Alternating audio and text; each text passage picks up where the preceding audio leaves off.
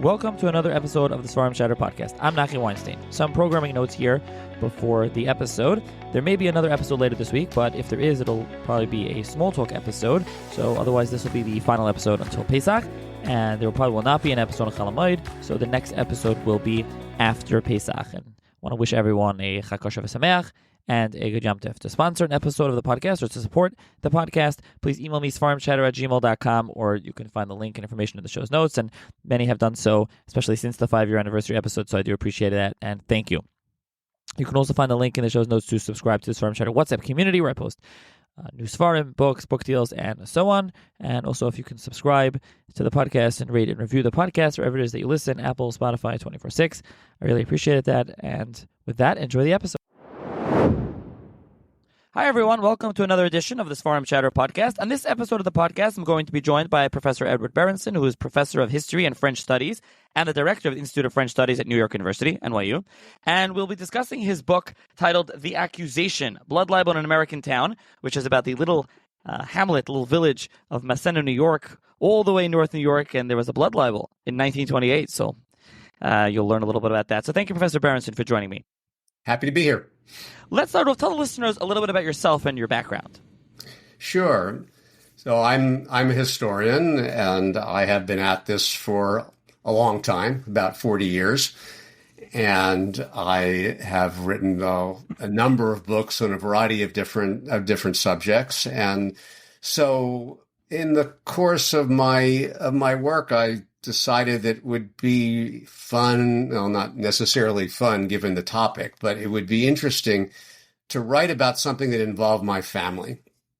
And so the story of this blood libel has been in my family. And, you know, I really did more European history than American history. And so it really never occurred to me to do this, but I decided this was time to look into this story, and because it's such a horrifying story in a way that in the United States, which is supposed to be a safe place for Jews, there was in 1928 in the North, not the South, maybe where you might expect something like this to happen, there was an accusation of ritual murder against the Jewish community. Now, my father was 8 years old when this happened, and so he has some vague memories about this, but lots of his relatives, so his father, his grandfather, they were real players and directly affected by all this. Yeah, and the other part that's fascinating, which we'll get to shortly, is that this was, usually you think of blood libel, you think of Pesach time with matzah, that's always what happens. This blood libel is not the case. It occurs at a different time of the year. So we'll get to that. But as you said, this is something that is kind of connected to you personally because your other works are not on Jewish history. So this was a little different for you, something out of your comfort zone, so to speak. Yeah, that's right. I haven't done Jewish history. And so in order to do this book, I had to do a lot of reading, learn stuff. And luckily, I have some spectacular colleagues who do Jewish history. Hasia Diener is one of the most prominent historians of American Jewish life. And so I had Hasia, and I had another colleague, Zvi Ben-Dor, who is Israeli and knows a vast amount about Jewish history. And so I took advantage of my colleagues' knowledge to be able to have some real context for this. And then, of course, I did some reading, and then I've got a great colleague at Fordham who's written a terrific book about the blood libel of 1475, which I talk about this as well in my book, although not in as much detail as she does. And so being in New York gave me a lot of resources, and plus there's the Center for Jewish History on 16th Street, and so that also was a great resource for working on this project. So let's dive right into Massena, and we'll get more back to blood libels generally, the Massena blood libel specifically. Where geographically is Massena, and what can you tell us about this village in upstate New York? Right, so it's pronounced Massena. Oh, so thank you for the correction. We think that it was named after one of Napoleon's generals. And so Massena was first settled by French people in the late 18th century. And they first landed in Vermont and they started heading east. And they founded this village right on the St. Lawrence River. And it seemed to them a good place to be because of the river. And so they created this little town, and it was entirely there were some Catholics, but it was mostly a Protestant place. It was rural. It was a farming community. It was a place where people raised livestock. And it stayed that way until the very end of the 19th, beginning of the 20th century, when people realized that you could harness the energy from the river to create hydroelectric power. And so engineers built a power canal, and Alcoa Aluminum was looking to build some smelting plants. And they decided this would be a great place to build one. And so they actually built one near Niagara Falls, and they built another one near Massena. And so it took this tiny little village then of, a couple of thousand people and built this gigantic aluminum plant. And so they needed workers. And they went directly to Ellis Island, and they recruited people right off the boat saying, "We have jobs for you." That answered my next question, was how did the Jews get up there? And so it's not far from Montreal and Ottawa, but it's really because of the company. So industry, and so they're looking for jobs. There weren't very many Jews who worked for Alcoa, although my grandfather did. But most of the Jews were peddlers, and they followed the Erie Canal as far as it would go north, and some of them then followed the Erie Canal toward the west and ended up in Buffalo. Others kept on going, and they eventually crossed the Adirondack Mountains and found this community, which was beginning to thrive because of the Alcoa plant. And so they opened up stores. It's a really classic Jewish story. These Jews in Massena, were they mostly East European immigrants? Yes. Yeah. So they were all from what was then the German Empire, but that included what's now Poland and parts of Ukraine. And it was a big place in the late 19th century before the First World War shrunk its size. Right. Now, what was the size of the community of Massena, in the general population and also the Jewish community, specifically the time period we're going to get into in the 1920s? Yeah. So in the 1920s, the population in Massena was about 12,000, and there were about 25 Jewish families, so about 100 people. And as you said, pretty typical of small town America. Yeah, real small town America. And most of the Jews in Massena, as you said, were peddlers, had shops and things like that. My grandfather was an exception. He earned an engineering degree at MIT, went to work for Alcoa, and didn't stay. He went into the family business.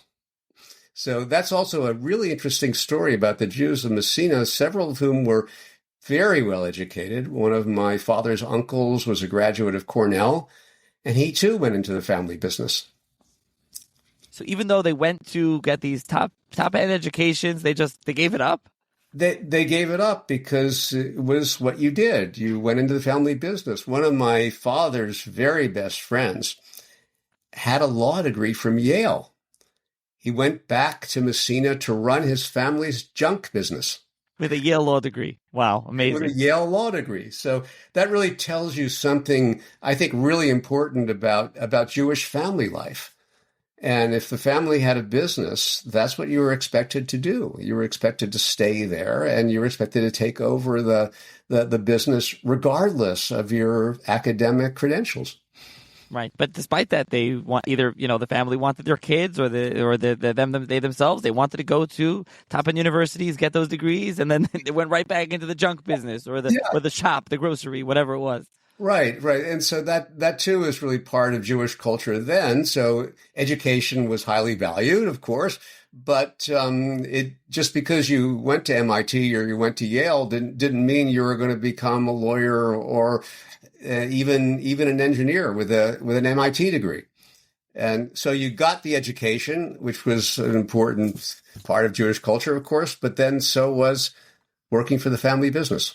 Now let's go to the story, and then we'll talk about some blood libels generally.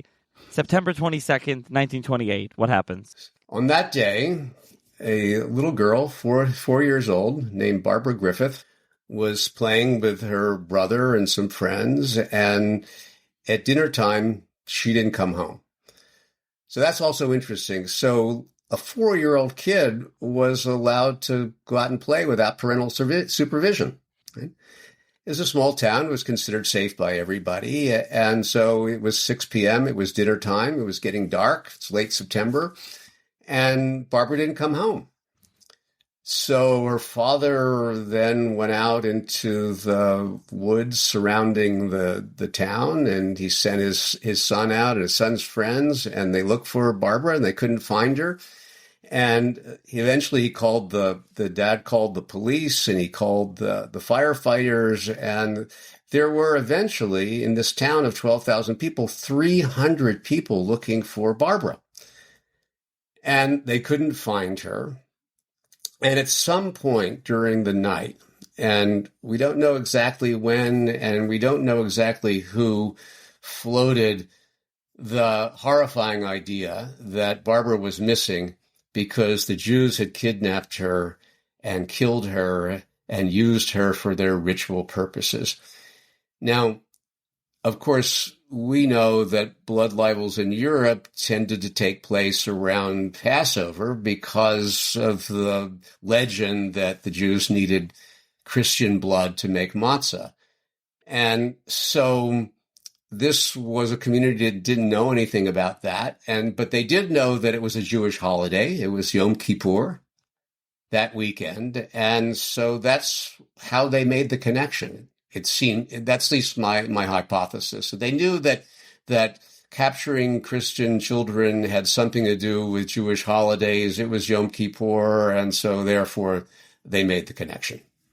Right. So this was September 22nd. It was Saturday. It was Shabbos Shuvah. Yom Kippur was the next night, the September 23rd, Sunday night, and this is occurring that day, that Saturday. So it's really remarkable, unfortunately, what you see when you have these anti-Semitic tropes, and it follows the Jews from Europe, and like you said, it persists. It kind of transforms itself from Jews using Christian blood for matzah to suddenly, for Jewish holidays. We know there's a holiday, a kid is missing, must be the Jews use the blood for something. They're not even sure what. So this rumor is started, and it spreads throughout the town. And and you can imagine, it's 1928. There's search crews, they're searching, looking in the forest. Everyone's looking for the girl, and this is the accusation that gets thrown out there. So when you get to the next morning and Barbara still hasn't been found, the rabbi is summoned to the police station, which is also in the town hall. And the mayor of that town, a guy named Gilbert Hawes, asks the rabbi, Beryl Brennglass, a series of just startling questions. He says, do your people make human sacrifices on a holiday? And you can imagine Rabbi Brennglass, and I know I learned a fair amount about him because his grandson lives pretty close by in New Rochelle. And so I spent a couple of afternoons interviewing him. And he knew his grandfather well. And so Rabbi Brennglass is just, first he's startled, and then he's really angry. He says, I can't believe that in the United States of America, you are asking me this question. And so, of course, he denies it. But then he's shaken by the question. He leaves the police station. He walks across the kind of town square to the synagogue, where basically the entire congregation is waiting for him. Just about the entire Jewish community of Massena, again, about 100 people are waiting for him because they've heard the rumors and they're scared. And so he comes and the rabbi comes and he reports what has happened at the police station. And of course, everyone is completely horrified. That scares people even more. One of the people I interviewed was a woman who was then 102 years old, who was 16 at the time of this incident. And she told me that everybody thought that there was going to be a pogrom, because they all came from places where there were pogroms. And so these pogroms were seared in people's memories. And so you can imagine how scared people were. So, yeah, good. Yeah. So first of all, about Rabbi Brennglass, as an aside here, he's yeshiva educated, and you know where he studied in yeshiva back in Europe? Yeah, so he was from Lithuania. And then the family moved to England, and he didn't have a congregation in England. And so he had two brothers who were already in the States. And so he took a trip over to the States. They were in New York. One of his brothers was a physician. And apparently he had some ailments. And so the physician brother thought that he would benefit from the air of the mountains. And so he went to the Adirondack Mountains, and he got a job in a little town called Tupper Lake, which is a beautiful mountain resort town nowadays. And he worked there as a rabbi for a couple of years. And in 1919, the Jewish community of Massena decided to start a congregation and build a synagogue, and they hired Rabbi Brennglass away from Tupper Lake. And there was only one version of Judaism back then. That was Orthodox. Everybody was Orthodox, and Rabbi Brennglass was ordained as an Orthodox rabbi, and so that's what the congregation was. And so my great grandfather, Jesse Kaufman, was one of the founding members of that congregation. Yeah, that's what I was going to ask you. So it was an Orthodox shul, an Orthodox congregation. So what happened? They're hearing this, and as you said, these are European immigrants, and they're petrified. There's going to be a pogrom. They're going to come after them. What do they do? How do they defend themselves? So the president of the congregation said, "We just don't have the resources to handle this on our own." And so they got on the telephone, and they called the two people in New York City, one the head of the American Jewish Committee and the other the head of the American Jewish Congress. And they said, "We need your help. We need your help, because this is what happened." And so the head of the American Jewish Congress was Rabbi Stephen Wise, and he really jumped on this, and he was connected to the then governor Al Smith. But you have to keep in mind that it took at least 3 days to get from New York City to Massena, New York by train. So it was almost a week went by before anyone could get there to see what was going on. And by this time, the thing had really, in some ways, gotten resolved, in some ways, gotten more out of control.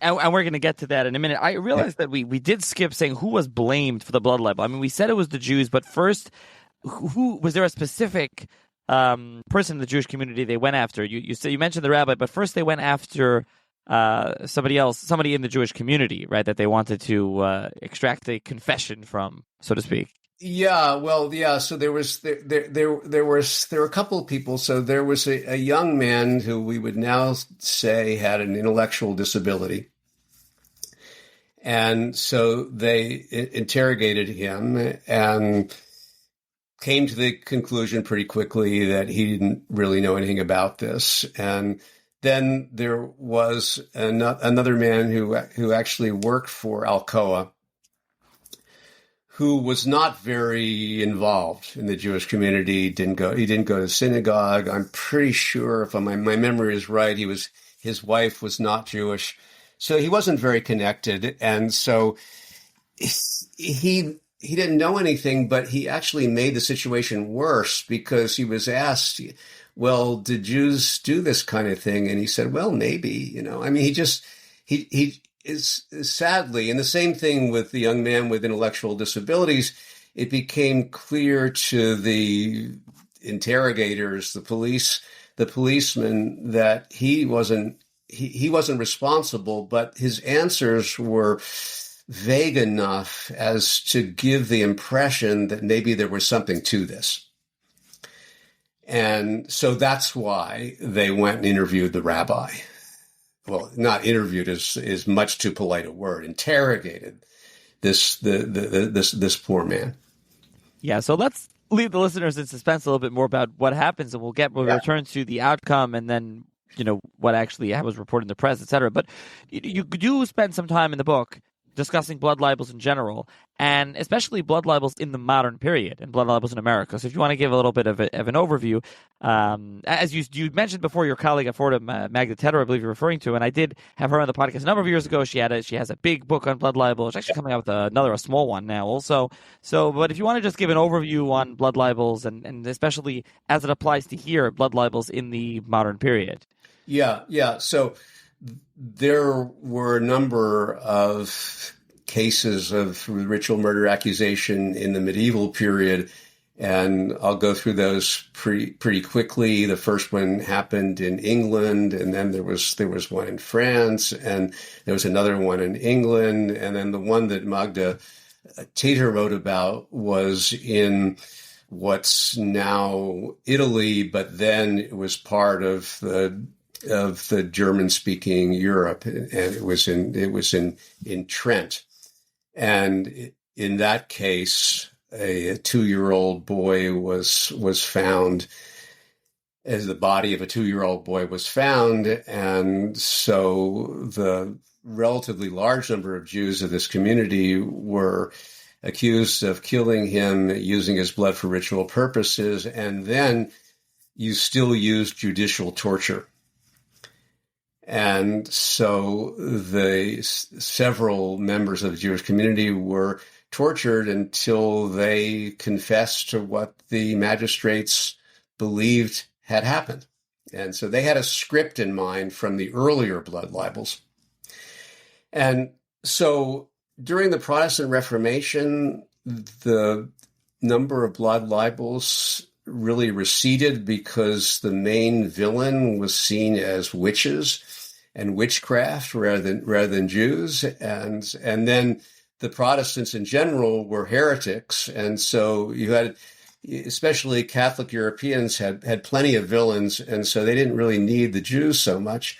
But by the time you get to the 19th century, there's a revival of the blood libel, and especially toward the end of the 19th century, when you have the first wave of globalization, you have some very prominent Jews, Rothschilds and so on, who become very wealthy from banking, and you have some Jewish-owned department stores in various European countries, and so you get the first wave of populism in which Jews are accused of exploiting the working class and the peasantry, exploiting them through these department stores that are squeezing small Christian businesses out, squeezing farmers out of business. And so it's in this context of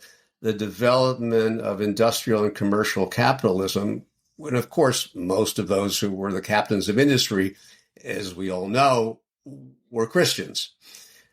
But it became a really convenient thing to accuse Jews of being the culprits. And so in that context, you have a revival of the ritual murder accusation. Between the 1880s and the First World War, there are more than 80 of these blood libels that documented. And one of the big early ones took place in Hungary, which was a country that was relatively favorable to Jews. I mean, the Jews were really didn't face nearly as much discrimination as they did in, say France or England. But there was a 14-year-old girl who went missing. Body was never found. The name of the town, I'm not pronouncing it exactly right, but it's Tizazalar. And the Jews of Tizazalar were accused of ritual murder. They were eventually acquitted, and there was a pogrom anyway in the wake of the acquittal. One after the other, and then you start getting these prominent, powerful anti-Semites like the French journalist Edouard Drumont, who was one of Dreyfus's main accusers. And Drumont had a daily newspaper. He wrote a book called Jewish France, in which he laid out all of these accusations. You know, the Jews are people who kill Christian children for their blood, et cetera, et cetera. And there was a big blood libel in the Russian Empire on the eve of the First World War. And so the blood libel was a really prominent, regular thing that surfaced in especially Catholic countries in Europe. And so when I looked into where the workers who were recruited for jobs in the Alcoa plant in Massena, a lot of them I found really good records of these immigrant workers. A lot of them came from places where there were prominent blood libels in the last years of the 19th century and the first years of the 20th century. And so that, I think, is how this legend got to the United States, and in this place in particular, Massena, New York. Yeah, about the Hungarian blood libel, Tiza Eslar, I did a pretty long episode with Hillel Kivel, who's written a book, and he's discussed that in depth. So I've done that in the past. So you mentioned that there were many blood libels at the turn of the century. But how about in America? This is the Massena blood libel. This is pretty late 1928. How do we know of blood libels in America, the United States? So as far as anybody knows, this is the only one that affected an entire Jewish community. And so there are reports of individual people who were pissed off at a Jewish neighbor or a Jewish boss or something, and they said, "Oh, you people kill Christian children." And so there's some documented cases of that. But one of the things that really convinces me that the blood libel wasn't really a factor in the United States before this incident in Massena is the Leo Frank case. I imagine you've probably had a podcast about that. I actually didn't, but yeah, go ahead. Yeah. So maybe for your listeners, just briefly, I'll say what that was. But there was a Jewish man named Leo Frank who was the director of a pencil factory in Atlanta. And in the basement of that factory, a young woman worker, I think she was 14 or 15 years old, was found murdered. And Leo Frank was accused of killing her. And there was a really kind of violent anti-Semitic campaign against Leo Frank. And in that campaign, the blood libel never was mentioned once. And so the typical stuff about Jews as being lecherous and as being the kind of people who could commit violent acts like this, but the Jews as aliens, as outsiders, and that the reason why Leo Frank was accused is he was a northerner, he was an invader, he was a carpetbagger, and with all of the anti-Semitic venom that resulted in the lynching of Leo Frank, one of the rare white people who were lynched in this country, the ritual murder accusation never came up. And so that's what convinces me, even in the midst of this really terrible incident of anti-Semitic hatred, No one accused Leo Frank. And, it was the young woman was the same age as the Hungarian woman who went missing and who triggered the blood libel there in 1882. He was never accused of killing her for her blood.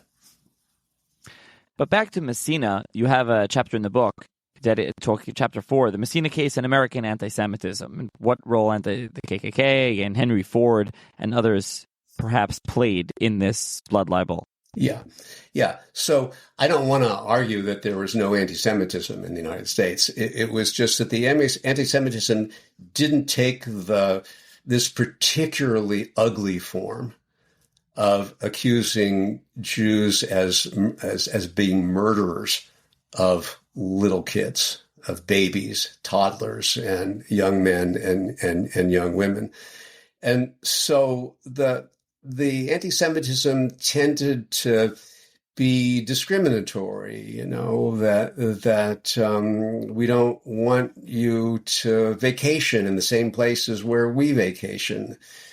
And we don't want very many of you in our colleges and universities. And so we're going to set up quotas. And we don't want you in our Wall Street banking firms and in the other corporate suites. And so there is a lot of discrimination against Jews in this country.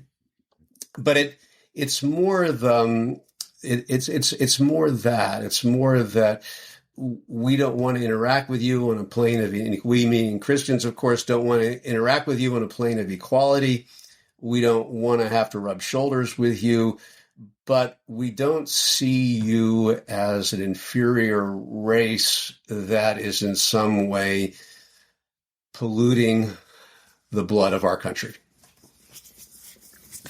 Now, another thing about this blood libel is that it occurred during a presidential campaign. This is September 1928. This is between Herbert Hoover and Al Smith. And what role, if any, did that play in this blood libel in your mind? Yeah, so let me just back up a little bit. And so the question I needed to answer was, given this context where the blood libel was essentially unknown in the United States, it didn't happen in Leo Frank, which was in 1913.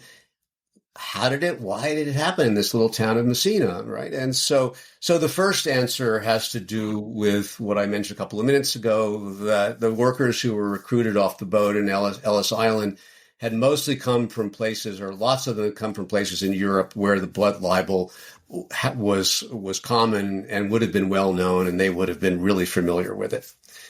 The other part of it is that a fair percentage of the workers came across the border from Quebec. Quebec is about 5 miles from Massena. And there was a really awful blood libel in Massena in 1913, 1914. In Quebec, you mean? In Quebec, I said Massena, in Quebec. And then I discovered, looking at the press in Montreal, that in the 1920s, there were 2 violently anti-Semitic newspapers published in Montreal, which had the most ugly stereotypes about Jews published on the front page. Jews were people who sucked your blood and that kind of thing. And so accompanying the Europeans who came to work in the Alcoa plan, who brought the legend with them, there were French Canadians from across the border who right then and there were experiencing the ritual murder accusation and had access to newspapers that produced real venom against Jews. Then there was Henry Ford, probably the most notorious American anti-Semite, and he published a newspaper called the Dearborn Independent. And it was a weekly newspaper, and every week in the front page, there was a really terrible story about how the Jews were taking over the world. Henry Ford arranged for the translation into English of the Protocols of the Elders of Zion. And Henry Ford's editor, we know he went over to Germany and he had a meeting with some of the top leaders of the fledgling Nazi party. And so we also know that this weekly newspaper circulated in Massena, New York, and was read there. And its circulation was about double the circulation of the Sunday New York Times, which wasn't very much read in Massena, New York. And then one other factor, 1920s saw the revival in a big way of the Ku Klux Klan. And in the 1920s, it was taken for granted that the Ku Klux Klan hated African Americans, but what's somewhat less well known is that almost equal in the Klan's hatred to African Americans were Catholics and Jews. And so we know that there were members of the Klan in the vicinity of Massena. One of the leaders of the congregation there actually went to a Klan meeting because he wanted to see what it was like. And so there was an awful lot of anti-Jewish venom that was circulated in Ku Klux Klan publications. Criticisms of Hollywood for corrupting the country, Jewish Hollywood and so on. And then the final thing, so you had immigration from Europe and from Quebec. You had the revival of the Klan. You had Henry Ford and his anti-Semitic newspaper, which circulated in Massena. And then finally, you had the presidential campaign of 1928. And so the campaigns then started on Labor Day, and they ended on the first Tuesday in November. They were mercifully short. If only our presidential campaigns were that short. And so the Massena blood libel took place right in the middle of this campaign. And in this campaign that pitted Herbert Hoover against Al Smith, as everybody knows, was the first Catholic to be nominated by a major political party. And the anti-Catholic venom of that campaign is really, you have to read the stuff to believe it. It turned out that Al Smith's two main advisors were Jewish. And so in the middle of the anti-Catholic venom, there was also anti-Jewish hatred that surfaced in this campaign. And so upstate New York in general was a totally Republican place. It still is. Everybody thinks of New York as a blue state, but outside of the New York City area, it is red, red, red, red, red. And so in New York, in Massena, New York, no one liked Al Smith. And so that campaign was avidly followed, and its messages were very well received. So that's my hypothesis for why the blood libel happened in Massena. Immigration, Henry Ford, the Klan, and the anti-Catholic and anti-Jewish venom of that presidential campaign. And you lay that out in depth in the book. Now we'll turn back to what was teased and mentioned before. So the community phones to New York, and they get the American Jewish Committee and some others, and they're trying to figure out what to do. And lo and behold, Barbara Griffiths stumbles out of the forest. She's okay. Right. So the story has a happy ending of sorts. And so Barbara is missing really only for, it's less than 2 days. And she stumbles out of the woods, and a motorist sees her. Everybody knows the story by then. And so she's 4 years old, little girl. And so they stop, and they get her into the car, and they reunite her with her family. And so journalists then talk to her, and they said, "What happened?" And she said, "I got cold, and it was raining. And so I got under some bushes and I went to sleep," which is why nobody could find her. And so she was fine. She was cold and wet and a little dirty, but she was completely unharmed. And so at that point, both Louis Marshall, who was the head of the American Jewish committee, and Rabbi Wise was head of the American Jewish Congress, they demanded an apology. They demanded that the mayor of Massena apologize for this horrendous accusation, which all the world now knew was false. All these accusations, they were always false. But here was evidence. Barbara was fine. And so the mayor, for several days, refused to apologize. Al Smith, who was in the middle of a presidential campaign, got on the case. And he then said that he didn't have authority over the mayor, so he couldn't fire the mayor, but he did have authority over a state police officer who was in one of the purveyors of the accusation. And so Al Smith did fire him. He issued a very strong statement condemning the blood libel. And eventually, the mayor issued an apology, but it took him way longer than it should have. Meanwhile, this story becomes a sensation in the American press. I found newspapers from little towns in Texas and Arkansas and Colorado and Maine and you name it that covered this story. It's fascinating to hear, and I was going to ask you what the reporting was like after the fact. It was interesting because when I came upon your book, I hadn't heard of this blood libel actually. But once upon a time, this was a national story. Yeah, so it was a big national story. It was a huge scandal. Most of the press was sympathetic to the Jewish community of Massena, who had suffered a terrible injustice. And you have to think that this story disappeared because in the wake of the Holocaust, this story just didn't seem very serious, and so I think that also there was Father Conklin. There were notorious anti-Semites in the 1930s, and so I think some of the things that happened afterwards were so much more horrifying than this one that it just got swept under the rug. It got forgotten. But not by the Jews of Massena. They would never forget this. And this is why I grew up hearing about this story.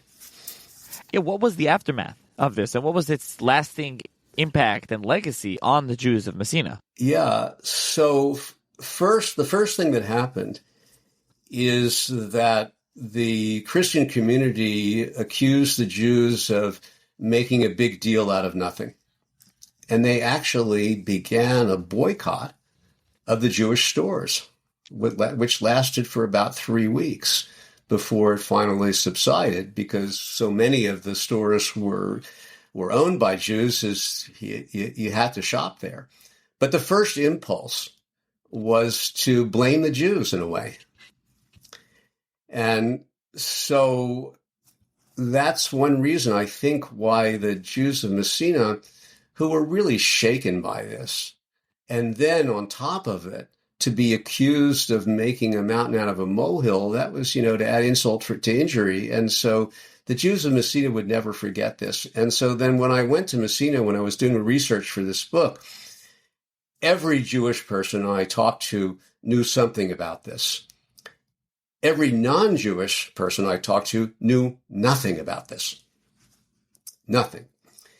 And so what happened is that there were fairly tense relationships that endured, but this is a small town with 100 Jews in a town of 12,000 or so. And since the Jews were shopkeepers, they had to interact with the non-Jews in this town. And so, life went on, but those memories didn't go away. And so there was always a certain amount of tension. I think that the non-Jews and maybe some of the Jews would deny that there was tension, but it seemed pretty clear to me from talking to people that the tension lasted for a while.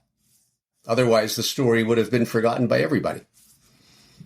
Yeah, and you really brought it back to life, so to speak, with this book. And is that what you were trying to accomplish with the book? Just historical look at an incident that occurred that was connected to your family and the town, or you were trying to show something with the book and the incident?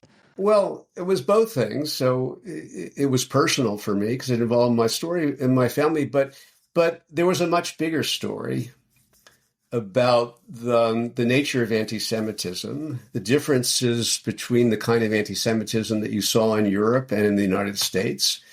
And so I was heartened by the fact that this incident was isolated. Never before or never since would there be a ritual murder accusation against Jews. And so it did really confirm to me what most historians of American Jewish life believe, and that is that the United States has been a much better place, a much safer place for Jews than Europe. And so obviously the Holocaust made that obvious. But even if you go back to the 19th century, when there was a revival of the blood libel in Europe, you didn't see anything of the kind in the United States. And so it allowed me to draw some conclusions about the nature of anti-Semitism and in these different places. But it also made me realize that the anti-Semitism is there, it lurks beneath the surface, and that there is the danger, even in the United States, and we can sadly see this now around us, that anti-Semitism can resurface in, as we know recently, in deadly ways. Thank you, Professor Berenson, for joining me to discuss this story of the Massena blood libel and this unknown story, I think. And I will put a link in the show's notes where you can purchase the book. It's published by W.W. Norton, so anyone interested can check that out in the show's notes. And thank you, Professor Berenson. My pleasure.